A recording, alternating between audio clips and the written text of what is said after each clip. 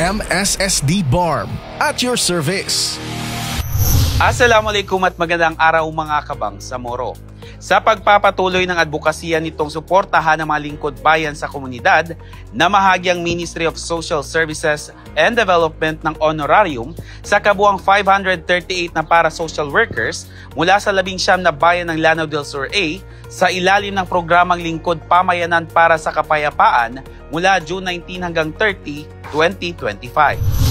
Bawat para-social workers ay tumanggap ng tig 12,000 pesos katumbas ng kanilang 4,000 na buwan ng allowance para sa unang quarter ng 2025.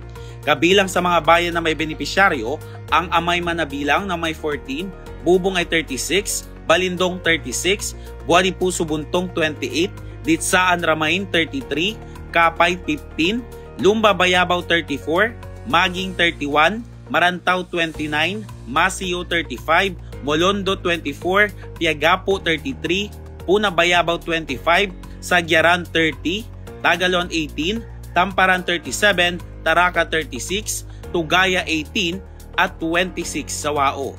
Ang mga para-social workers ang nagsisilbing tulay ng MSSD sa mga komunidad.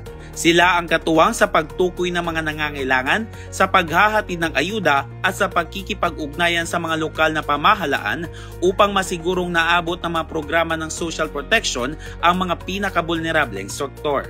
Ang kanilang dedikasyon at malasakit ay mahalagang bahagi ng misyon ng MSSD na isulong ang kapakanan at kaunlaran ng bawat bangsamoro. At yan ang ating update sa ngalan ng MSSD Regional Communications Team. Ako po, si Aljabar A. Musa ng Bangsamoro Muna, MSSD at your service. MSSD para sa Bangsamoro.